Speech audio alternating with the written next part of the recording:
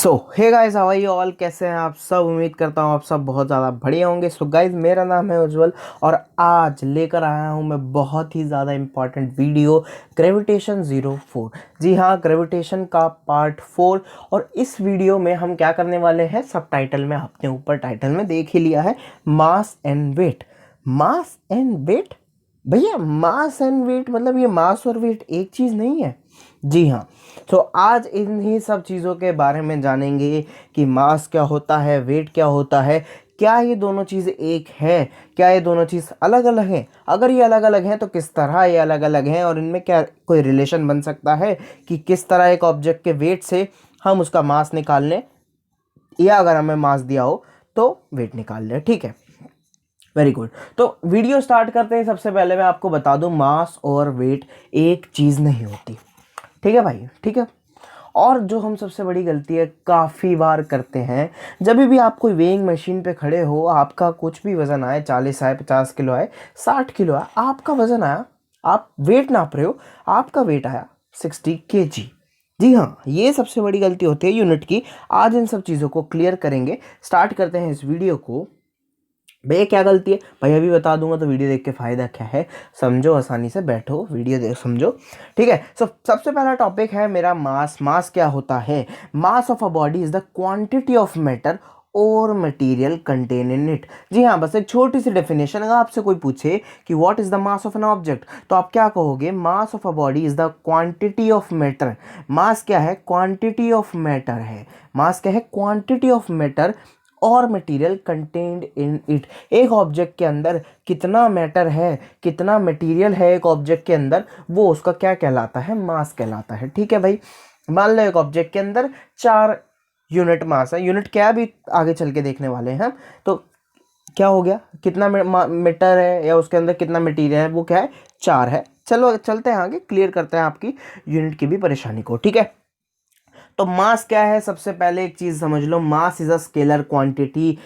Unit याद हो तो मोशन में एक चीज समझाई थी कि दो तरह की हमारे पास फिजिकल क्वांटिटीज होती हैं। एक होती है हमारी क्या, जो स्केलर क्वांटिटीज होती हैं, एक होती है हमारी वेक्टर क्वांटिटीज।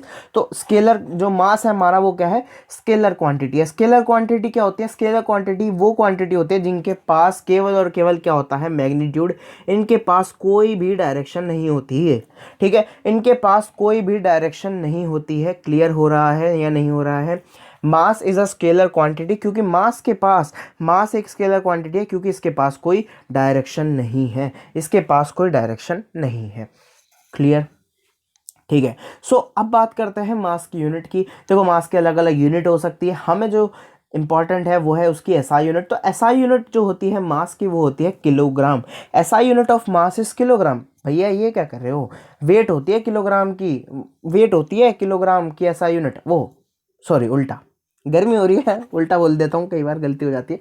ठीक है, सो किलोग्राम जो है वो आपको लगता था कि वो वेट में यूज होता है ना? वेट जब हम बताते हैं तो उसकी यूनिट यूनिट जो हम बोलते हैं वो किलोग्राम बोलते हैं। लेकिन मैं एक बात आज यहाँ क्लियर कर दूं, जो किलोग्राम है वो मास की एसआई यूनिट होती है। जो किलोग्राम होती है वो मास की एसआई यूनिट होती है। तो भैया वेट की एसआई यूनिट क्या होती है? करता है क्लियर, चलो इस वीडियो में। ठीक है, which is return in short form S के जी। क्या लिखते हो? के जी, के जी एफ नहीं, के जी, है ना? जब से के जी एफ देखे सब पागल हो रहे हैं। ठीक है, के जी। ठीक है, तो SI unit of kilogram is return S के जी। और एसआई यूनिट ऑफ मास क्या होता है? किलोग्राम होता है। एसआई यूनिट क्या होता है मास का? किलोग्राम होता है। इस बात को याद रखना, कॉपी में डाल लो अपने। नोट्स वगैरह बना रहे हो ना? अरे बना रहे हो ना? बना रहे हो तो कॉपी में डाल लो। ठीक है, the mass of a body is constant and does not changes from place to place. The mass of an object is constant. एक बहुत ही ज़्यादा इंपॉर्टेंट पॉइंट, और वो पॉइंट क्या है कि जो मास होता है किसी ऑब्जेक्ट का, वो हमेशा क्या होता है? कांस्टेंट होता है। मास ऑब्जेक्ट का चेंज नहीं होता है प्लेस टू प्लेस। ठीक है, प्लेस टू प्लेस ऐसा भाई, प्लेस टू प्लेस अब मैं ये नहीं कहूँगा इंडिया में मास अलग है, अमेरिका में मास अलग है। प्लेस टू प्लेस यानी कि अगर आपका मास अर्थ पे, जो मास है अर्थ का, अरे भाई जो मास आपका अर्थ पे है वो ही मास आपका मून पे होने वाला है, वही मास आपका किसी भी प्लैनेट पे चले जाओ, किसी भी जगह पर चले जाओ, कहीं आप चले जाओ, अर्थ के सेंटर पे आ जाओ, कहीं पे भी आ जाओ, लेकिन जो आपका मास है वो हमेशा कांस्टेंट रहने वाला है, कहीं पे भी आप चले जाओ, ठीक है। So mass of an object is constant. Constant माने जो चीज चेंज नहीं हो सकती। एक ऑब्जेक्ट का मास कैसा है, कांस्टेंट होता है, क्योंकि वो प्लेस टू प्लेस चेंज नहीं होता है। अर्थ मार्स मून जुपिटर कहीं चले जाओ, ऑब्जेक्ट का जो मास है, किसी भी ऑब्जेक्ट का जो मास है वो चेंज नहीं होगा, उसका मास फिक्स रहेगा, ठीक है। ठीक है भाई, ये तो हमें पता था मास चेंज नहीं होता है, तो कोई बड़ी बात नहीं है। Mass of a body is usually denoted by small m. जो एक ऑब्जेक्ट का मास होता है वो जनरली स्मॉल एम से लिखा जाता है, ठीक है। ठीक है, याद हो हमने जब हमने फोर्स का फॉर्मूला बताया था, फोर्स का फॉर्मूला याद है किसी को? ग्रेविटेशनल फोर्स का फॉर्मूला एफ बताया था हमने, G capital M into small m upon r square. ठीक है, याद आ रहा है? याद आ ही रहा होगा। ये जी क्या है? Universal gravitational constant. ये छोटा एम है एक ऑब्जेक्ट का मास, एक ऑब्जेक्ट का मास। और ये जो बड़ा एम है वो क्या है? Mass of earth. हमने कहा था जब अर्थ की बात हो तो मास ऑफ अर्थ ले लेना, जब मून की बात हो तो मास ऑफ मून ले लेना। लेकिन जो बड़ा एम है ये जनरली दिखाता है किसी मैसिव ऑब्जेक्ट का मास, और जो स्मॉल एम है ये यूजुअली डिनोट करता है किसी छोटे एम का मास। लेकिन अगर आपको केवल और केवल कहीं पे एम ही लेना हो, अगर केवल और केवल आपको कहीं पे एक ही मास गिवन है तो आप बड़ा एम नहीं लेते हो, ठीक है। अगर आपको दो मास ना देके केवल एक ही मास दिया है, ठीक है, तो आप याद रखना उसे आप कैसे लोगे? छोटा एम लोगे। कैसा एम लोगे? छोटा एम लोगे, ठीक है। ये मैं नहीं कहता, ये फिजिक्स कहती है, ये फिजिक्स के लॉज कहते हैं, फिजिक्स की थ्योरीज कहती है, ठीक है। फिजिक्स में लिया जाता है कि जो मास है वो ज़्यादातर आप छोटा एम ले रहे हो। ज़्यादातर जब आप मास लेते हो तो छोटा एम लेते हो। अगर किसी केस में आप पे दो या दो से ज़्यादा मास हैं तो आप एक बड़ा एम भी ले सकते हो, ठीक है। क्लियर हो गया? जैसे कि मैंने यहाँ पे कहा कि मास कांस्टेंट होता है। एक चीज़ और समझ लो, मास एक ऑब्जेक्ट का कभी भी जीरो नहीं हो सकता। मास एक ऑब्जेक्ट का कभी जीरो नहीं हो सकता। जैसे जैसे आप क्लास 12th तक आगे चलोगे, क्लास 12th में आप एक टॉपिक पढ़ने वाले हो, एक ऑब्जेक्ट चार्जलेस हो सकता है लेकिन एक ऑब्जेक्ट मासलेस नहीं हो सकता। मैं आपको वो अभी बता देता हूँ टॉपिक, जैसे मैंने आपको बता दिया। किसी कोई भी ऑब्जेक्ट अगर वो नेचर में एग्जिस्ट करता है, सुन लो बहुत इंपॉर्टेंट बात बता रहा हूँ, सुन लो, ठीक है। कल को जाके अपने दोस्तों वगैरह को बताना, खुश हो जाएंगे, अरे भाई तुझे ये तिक पता है, ठीक है। सुनो, तो ये कोई भी ऑब्जेक्ट नेचर में एग्जिस्ट नहीं कर सकता अगर उसका मास जीरो है तो, ठीक है। अगर एक ऑब्जेक्ट का मास जीरो है तो वो नेचर में एग्जिस्ट नहीं करता है। किसी ऑब्जेक्ट को अगर नेचर में एग्जिस्ट करना है तो उसके पास कुछ ना कुछ मास जरूर होगा, उसके पास कुछ ना कुछ मास जरूर होगा, ठीक है। ज्यादा इन डेप्थ में ना जाते हुए आप से चलते हैं, सीधा बात कर लेते हैं वेट की। अब भैया वेट क्या होता है? मास में हमने काफ़ी सारी चीज़ें पढ़ ली कि एक ऑब्जेक्ट का मास जीरो नहीं हो सकता, एक ऑब्जेक्ट का मास कांस्टेंट होता है, चेंज नहीं होता प्लेस टू प्लेस, ठीक है। और हमने पढ़ लिया कि मास एक स्केलर क्वांटिटी है, मास की एसआई यूनिट जो है वो किलोग्राम होते हैं। ये सब हमने पढ़ लिया मास के बारे में। चलते हैं अब बात करते हैं वेट के बारे में। व्हाट इज वेट और वेट किस तरह डिफरेंट होता है मास से, ठीक है भाई। वेट क्या है? Weight of a body is the force with which it attract towards the centre of the earth. Weight of a body is the force. Weight क्या है? एक फोर्स है। वेट क्या है? एक फोर्स है, ऐसा फोर्स जो अट्रैक्ट करती है किसी ऑब्जेक्ट को towards the centre of the अर्थ। नहीं हुआ क्लियर? चलो क्लियर करता हूं।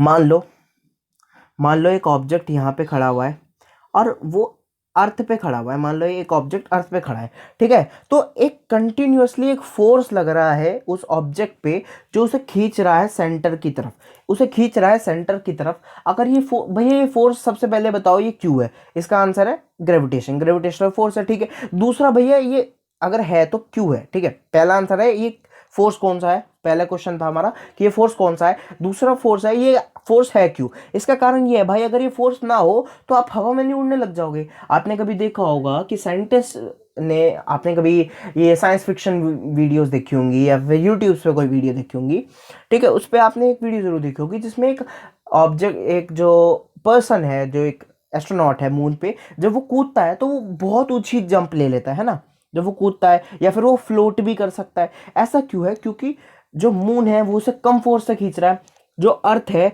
उस ऑब्जेक्ट को वो ज़्यादा फोर्स से खींच रही है। तो जो एक्चुअल में एक इंसान का या एक ऑब्जेक्ट का जो वेट होता है वो उसका क्या होता है? वो फोर्स होता है जिससे वो सेंटर ऑफ द अर्थ की टुवर्ड्स खींच रहा है, ठीक है। अगर आप वेट अर्थ पे नाप रहे हो तो सेंटर ऑफ द अर्थ की बात कर लेंगे, मून पे जाओगे तो सेंटर ऑफ द मून की बात कर लेंगे, ठीक है। आसान भाषा में कहूँ तो एक ऑब्जेक्ट का वेट क्या है, एक फोर्स है। एक ऑब्जेक्ट का वेट क्या है, एक फोर्स है। ठीक है, सबसे पहले तो एक ऑब्जेक्ट का एक अगर वेट क्या है तो वेट क्या है, एक फोर्स है। विद विच फोर्स कैसा, एक ऐसा फोर्स जो अट्रैक्ट कर रहा है उस ऑब्जेक्ट को सेंटर ऑफ द अर्थ के, क्योंकि हमें तो सारी बात अर्थ की करनी है भाई, हम अर्थ पे रहना है, हमें अर्थ का बताओ। ठीक है, तो फोर्स अब क्या हो रहा है यार, फोर्स की बात हम सेकंड चैप्टर से करते आ रहे हैं और शायद हर दूसरी वीडियो में फोर्स का जिक्र हो रहा है। फोर्स क्या है, होता है हमारा मास into acceleration. Force is mass into acceleration. जरा ध्यान से देख लीजिए, फोर्स होता है मास इनटू एक्सेलरेशन। क्लियर कर रहे हो, मास इनटू एक्सेलरेशन। ठीक है, और वेट क्या है, वेट एक फोर्स है। वेट क्या है, एक फोर्स है। तो यहाँ पे मैं इक्वल्स टू में क्या लिख दूँ, इक्वल्स टू में मैं वेट लिख दूँ। तो वेट क्या होता है, वेट क्या होता है, मास इनटू एक्सेलरेशन। वेट क्या होता है, मास इनटू एक्सेलरेशन। अब बात इस ग्रेविटेशनल चैप्टर की हो रही है, तो एक्सेलरेशन कैसा होगा भाई, एक्सेलरेशन होगा एक्सेलरेशन ड्यू टू ग्रेविटी वाला। एक्सेलरेशन कैसा होगा, एक्सेलरेशन ड्यू टू ग्रेविटी का। और एक बात बता दूं, ये चैप्टर है इसलिए हम सिर्फ एक्सेलरेशन ड्यू टू ग्रेविटी की बात नहीं कर रहे हैं। जब भी एक ऑब्जेक्ट पे वेट लगेगा वो किस वजह से लगेगा, क्योंकि अर्थ उसे उसकी तरफ खींच रही है, अर्थ अपनी तरफ खींच रही है ना। तो ये क्या है, एक्सेलरेशन ड्यू टू ग्रेविटी। ठीक है, तो जहां भी ये एक्सेलरेशन लगेगा वो कौन से वाला लगेगा, जी वाला, जी वाला। ठीक है, तो यहाँ पे ए ना यूज करके हम क्या यूज करते हैं, जी। ए ना यूज करके क्या यूज करते हैं, जी। तो इसलिए जो फोर्स बन जाता है वो कैसा बन जाता है, एम इंटू जी। इसलिए जो फोर्स बन जाता है वो क्या बन जाता है, M into G. Mass into acceleration due to gravity है अभी एक्सेलरेशन, लेकिन कौन से वाला acceleration, acceleration due to gravity. अरे भाई एक एक वर्ड सुन, एक एक वर्ड सुन, फिर मेरे को कहेगा कि भाई समझ नहीं आया। ठीक है, तो फोर्स कौन से वाला है, mass into acceleration due to gravity. और जैसा मैंने अभी कहा, वेट क्या है, एक फोर्स है। वेट क्या है, वेट क्या है, वेट कुछ नहीं है भैया, वेट एक मोह माया है। अरे वेट क्या है, एक फोर्स है। वेट क्या है, एक फोर्स है। तो फोर्स को मैं क्या लिख सकता हूँ, वेट लिख सकता हूँ। फोर्स को मैं वेट लिख सकता हूँ और मैंने लिख दिया। वेट क्या है मेरा, मास इनटू एक्सेलरेशन। और एक्सेलरेशन कैसा, एक्सेलरेशन ड्यू टू ग्रेविटी। तो वेट क्या हो गया, आज से याद रखना, वेट क्या हो गया, वेट हो गया M into g, m into जी। और एक बात सुनो कमाल की, जब आप वेइंग मशीन पर चढ़ते हो, एक वेइंग मशीन पर चढ़ते हो तो आपका वजन आता है मान लो 60। यूनिट की भी अभी बात करूंगा, चलो पहले यूनिट सुन लो। वेट की यूनिट क्या होती है, मुझे ये बताओ। फोर्स की यूनिट क्या है भैया, फोर्स की यूनिट न्यूटन, फोर्स की यूनिट न्यूटन। तो वेट की यूनिट क्या हुई, वेट की यूनिट क्या हुई, Newton. SI unit of force is Newton. अगर एसआई यूनिट फोर्स की क्या है, न्यूटन। और मैंने क्या कहा, वेट क्या है, वेट क्या है भैया, वेट है फोर्स, वेट है फोर्स। तो अगर एसआई यूनिट फोर्स की न्यूटन है, फोर्स की यूनिट है, एसआई यूनिट न्यूटन है, तो वेट की एसआई यूनिट क्या होगी, वेट की एसआई यूनिट भी क्या होगी, न्यूटन। वेट की एसआई यूनिट भी क्या होगी, न्यूटन। तो SI unit of weight is also newton, which is denoted by letter N, which is denoted by letter N. अब सुनो बहुत कमाल की बात, देखो हम अर्थ पे हैं, हमारा जो वेट आता है वो होगा mass into acceleration due to gravity, G. Mass into acceleration due to gravity, या फिर मैं कहूं उसे जी। ठीक है, जी की वैल्यू मैंने लास्ट वीडियो में बताई थी 9.8 मीटर पर सेकंड स्क्वायर। अप्रोक्सीमेटली मान लो 60, वो 60 कह रहा हूँ 10, अप्रोक्सीमेटली मान लो 10। जी की वैल्यू मैंने लास्ट वीडियो में बताई थी 9.8 मीटर पर सेकंड स्क्वायर। इस अप्रोक्सीमेटली आज के लिए मान लो 10 मीटर पर सेकंड स्क्वायर, अप्रोक्सीमेटली मान लो 10 मीटर पर सेकंड स्क्वायर। मान लो आपका वजन वेइंग मशीन पे आ रहा है 60, जिसे आप बोलते तो किलोग्राम है, असल में होता न्यूटन है। आपका वजन आ रहा है 60, अभी मैं यूनिट बोल ही नहीं रहा हूं। ठीक है, वेट आपका आ रहा है 60। तो एक्चुअल में पता आपकी बॉडी में कितना मास है, ये क्या है, ये जी लिख रहा हूं, इसे चलो मैं 10 लिख लूं। जब इसे आप डिवाइड करोगे ना तो आपकी बॉडी में मास पता कितना निकल के आएगा, 6 किलोग्राम। कितना, 6 किलोग्राम। तो आपकी बॉडी में जो वजन केवल 6 किलोग्राम है, वो ये हमारी वेइंग मशीन क्या दिखा देती है, 60 दिखा देती है। क्योंकि हमारी अर्थ हमें इतनी तेज फोर्स से अपनी तरफ खींच रही है कि जो हमारा वेट है वो 10 गुना बढ़ जाता है, जो हमारा वेट है वो 10 गुना बढ़ जाता है। और ये मैं ऐसे नहीं बोल रहा, ये साइंटिफिक आपके सामने लिखा हुआ है। वेट होता है mass into acceleration due to gravity g, और एक्सेलरेशन ड्यू टू ग्रेविटी की वैल्यू होती है 9.8। आज के लिए अगर 10 भी मान लोगे ना, तो एक ऑब्जेक्ट जिसका वजन, एक बंदा जिसका वजन, जिसका वेट वेइंग मशीन पे खड़े होकर 60 आता ना, उसकी बॉडी में एक्चुअल मास कितना है? एक्चुअल मास केवल 6 किलोग्राम है। वो तो ये अर्थ है यार, आप अर्थ पे हो इसलिए वजन ज्यादा आ रहा है, ठीक है, अर्थ पे हो इसलिए वजन आ रहा है, क्योंकि अर्थ पे जी की वैल्यू क्या है? अप्रोक्सीमेटली 10। अर्थ पे जी की वैल्यू क्या है? अप्रोक्सीमेटली 10, ठीक है। तो अर्थ से निकल के बाहर चले जाओ, स्पेस में चले जाओ, हल्के हो जाओगे, वैल्यू फ्लोट करोगे, मून पे चले जाओ। मून पे याद है ना जी की वैल्यू क्या थी? 1/6 थी, कितनी? टाइम्स ऑफ अर्थ, ठीक है, याद है, लास्ट वीडियो में निकाला था। जी की वैल्यू आई थी मून पे इतनी, मून पे जी की वैल्यू कितनी आई थी? 1.63 आई थी मून पे जी की वैल्यू। मून पे जी की वैल्यू कितनी आई थी? 1.63। अगर किसी ऑब्जेक्ट में 6 किलोग्राम वजन है, उसे 1.63 से मल्टीप्लाई कर लो और फिर ज़रा देख के बताओ मुझे कितना आता है। जब आप 6 को मल्टीप्लाई करोगे 1.63 से, तो भाई कुछ नहीं आएगा, ज़्यादा से ज़्यादा आता है 9.78, जिसे अगर मैं 10 भी लिख दूँ तो अप्रोक्सीमेटली एक ऑब्जेक्ट का वजन मून पे पता कितना हो जाएगा? 10 हो जाएगा, अगर उसका अर्थ पे वजन वो 60 किलोग्राम है। इसलिए जो है ऑब्जेक्ट जो है मून पे फ्लोट करता है ना, ऐसे हवा में उड़ता हुआ दिखता है, ठीक है भाई। क्लियर हो गया? क्लियर हो गया। अब यहाँ पे इन्होंने बता रखा है 1 किलोग्राम ऑब्जेक्ट, किसी का मास कितना है? 1 किलोग्राम है। किसी ऑब्जेक्ट का मास कितना है? 1 किलोग्राम है। उसका वेट बताओ भाई, एक ऑब्जेक्ट जिसका मास कितना है? 1 किलोग्राम, उसका वेट बताओ। बहुत बड़ी आसान सी बात है, वेट होता है mass into acceleration due to gravity G. 1 kg into 9.8 metre per second square. अब यहाँ पे इन्होंने जी की असली वैल्यू ले ली है 9.8 मीटर पर सेकेंड स्क्वायर। और भाई मेरी मत मानो, असली में 9.8 ही लिया करो। साइंटिस्ट की मतलब लोगों की ज़िंदगी चली गई है 9.8 निकालते हुए, हम बहुत आसानी से इसे 10 लिख देते हैं, ठीक है। तो 9.8 मीटर पर सेकेंड स्क्वायर, ठीक है। चलिए आगे चलते हैं। फिर जब हमने इसकी मल्टीप्लाई करी तो हमें क्या मिला? वेट कितना आया एक ऑब्जेक्ट का? 9.8 न्यूटन। वेट कितना आया? 9.8 न्यूटन। देख लो यार, 1 किलोग्राम मास था एक ऑब्जेक्ट में। कितना मास? कितना था? 1 किलोग्राम। और वेट कितना आ गया? वेट आ गया भाई 9.8 न्यूटन। फर्क देख रहे हो? फर्क देख रहे हो? फर्क यार वो देख लो जो मैंने एग्जांपल बताया। एक ऑब्जेक्ट के अंदर मास 6 किलोग्राम, एक ऑब्जेक्ट के अंदर मास 6 किलोग्राम, और वेट कितना आ रहा है? वेट आ रहा है भाई 60 न्यूटन। कितना आ रहा है? 60 न्यूटन। फर्क देख पा रहे हो? बहुत ज़्यादा फर्क है।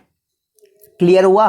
तो आज से याद रखना, आपका वजन ज़्यादा आ रहा है, इसमें गलती आपकी नहीं, अर्थ पे खड़े हो इसलिए। ठीक है, ये मजाक है यार, मजाक है, बस एक जोक, ठीक है। चलो ठीक है, तो वेट होता है mass into acceleration due to gravity g, ठीक है। वेट क्या होता है? Mass into acceleration due to gravity g, m into g, m into g. भाई क्लियर हो गया? क्लियर हो रहा है भाई? चलो आगे चलते हैं, ठीक है। अगर एक और अच्छी सी बात लूँ तो वेट क्या है? हमारी वेक्टर क्वांटिटी है। वेट क्या है? हमारी वेक्टर क्वांटिटी है। वेक्टर क्वांटिटी क्या होता है? जिसके पास मैग्नीट्यूड हो, साथ के साथ क्या हो? डायरेक्शन भी हो। वेक्टर क्वांटिटी क्या होता है? जिसके पास मैग्नीट्यूड के साथ साथ क्या हो?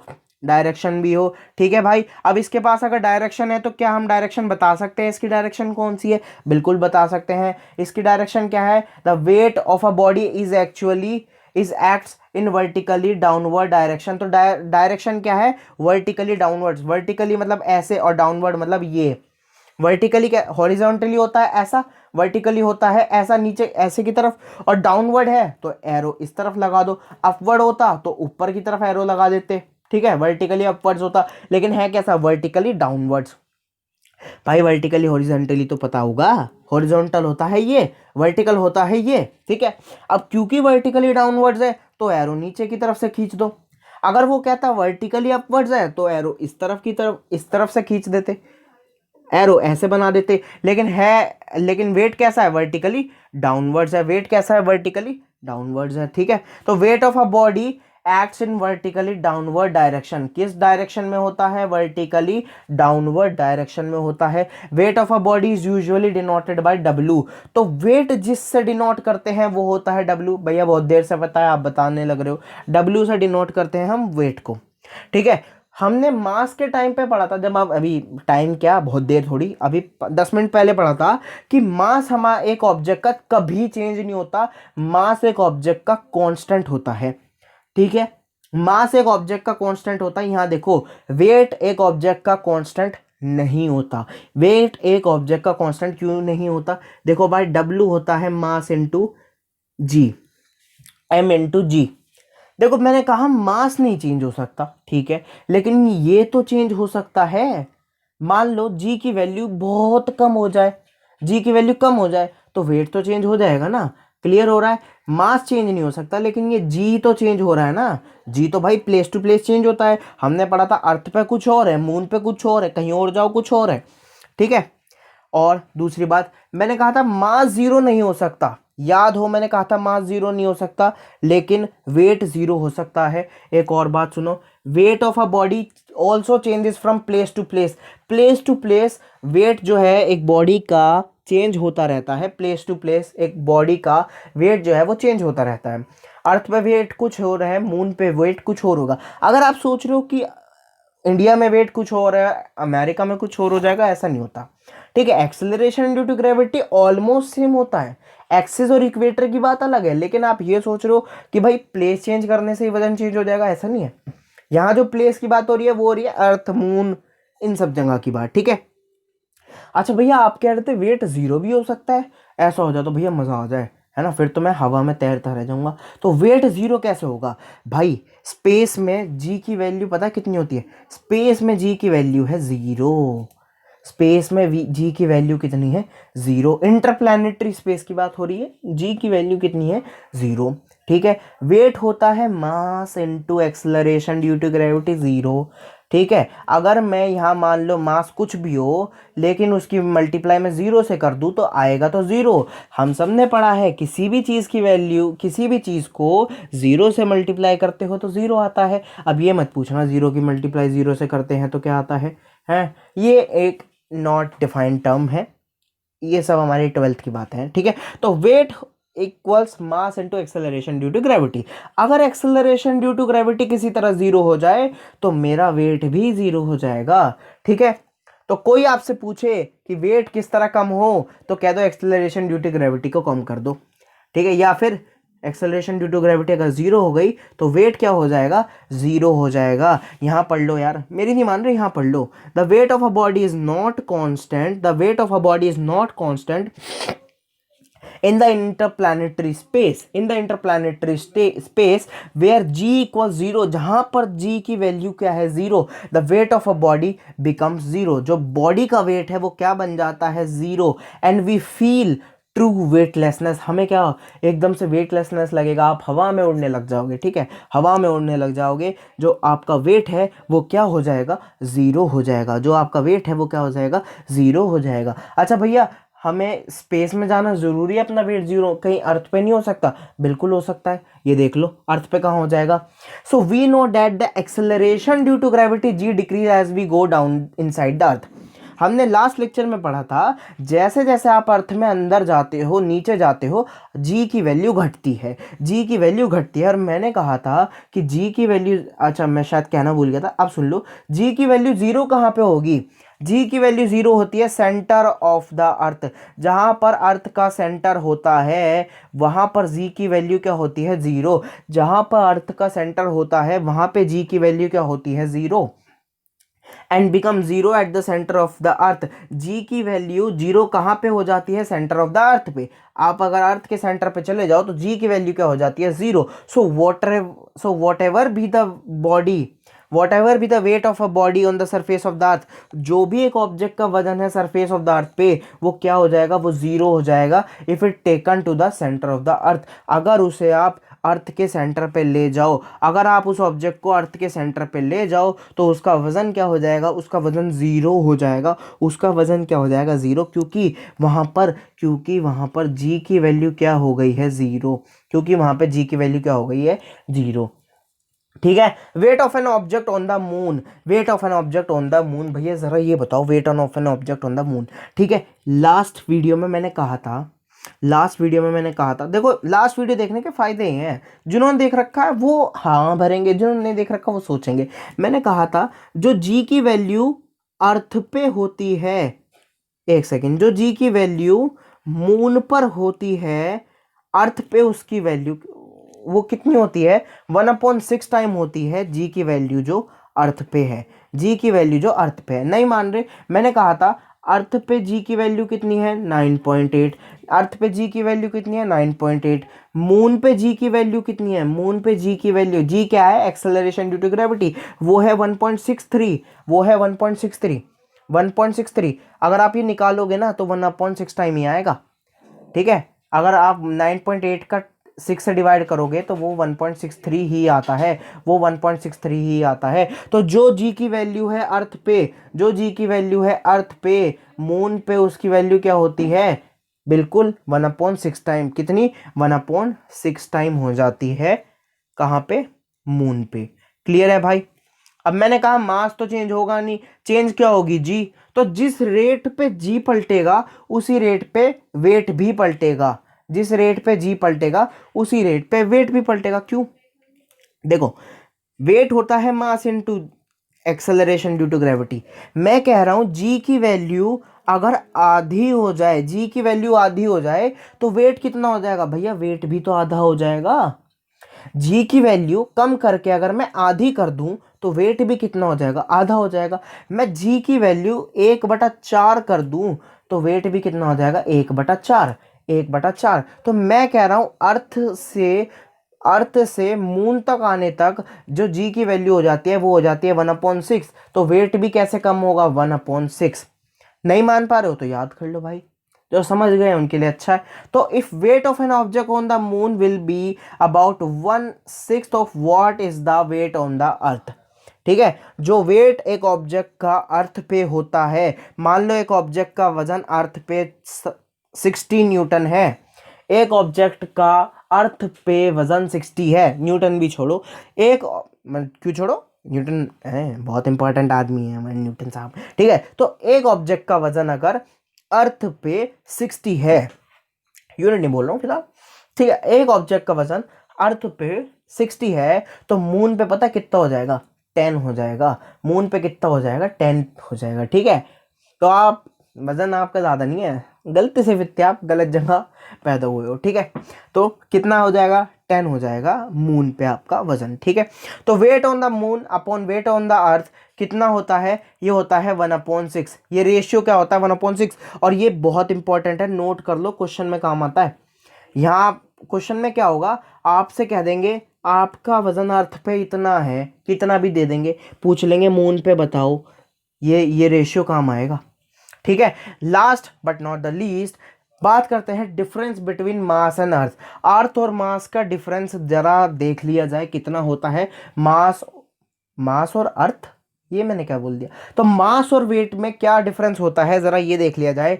ठीक है, पढ़ो जरा। तो सबसे पहले डेफिनेशन वही जो 5वीं क्लास से करते आ रहे हैं, सबसे पहले क्या लिखो, दोनों की डेफिनेशन लिख दो। मास of an object is the quantity of matter contain in it. ठीक है भैया, पहला पॉइंट तो इसका ये बन गया। दूसरा पॉइंट, अब वेट में पहला पॉइंट क्या बनेगा, वेट का पहला पॉइंट बनेगा weight of an object is the force with which it's attracted towards the centre of the earth. ठीक है, SI unit of mass is kilogram, SI unit of weight is newton. ठीक है, the the mass of an object is constant, object का mass कैसा होता है, constant होता है। The weight of an object is not constant. और क्यों कांस्टेंट क्यों नहीं है, क्योंकि जी की वैल्यू बदलती रहती है, इसलिए वेट बदलता रहता है। ठीक है, the mass of an object can never be zero. एक ऑब्जेक्ट का वजन कभी भी जीरो नहीं हो सकता, लेकिन एक ऑब्जेक्ट का वेट जीरो हो सकता है, एक ऑब्जेक्ट का वेट जीरो हो सकता है। अगर आपको इसमें एक और पॉइंट डालना है तो सबसे अच्छा पॉइंट ये है, मास कैसी क्वांटिटी है, स्केलर क्वांटिटी। मास कैसी क्वांटिटी है, स्केलर क्वांटिटी। मास कैसी क्वांटिटी है, स्केलर क्वांटिटी। और वेट कैसी क्वांटिटी है, वेक्टर क्वांटिटी। वेट कैसी क्वांटिटी है, वेक्टर क्वांटिटी। भैया क्लियर हो रहा है, बिल्कुल। तो यहाँ पर वीडियो करता हूँ ख़त्म। वीडियो ज़्यादा बड़ी तो नहीं हो गई, देखूं? नहीं भाई, वीडियो ठीक है, लेंथ बिल्कुल ठीक है। तो आज की वीडियो में सिर्फ इतना ही। अगर वीडियो पसंद आए तो लाइक करना, चैनल को सब्सक्राइब करना, अपने दोस्तों के साथ वीडियो को शेयर करना, ठीक है? लास्ट में यार मुझे पता ही है, सब्सक्राइब करे बिना तो तुम जाओगे नहीं, है ना प्यार बच्चों मेरे? ठीक है, तो लाइक करो, चैनल को सब्सक्राइब करो, और दूसरी बात, किसी भी चीज़ पे वीडियो चाहिए कमेंट करो, ठीक है? और शेयर करते रहो, ठीक है? लास्ट में इतना ही कहूँगा, keep calm, study well, all the very best for everything, bye bye, love you all, keep calm, stay positive.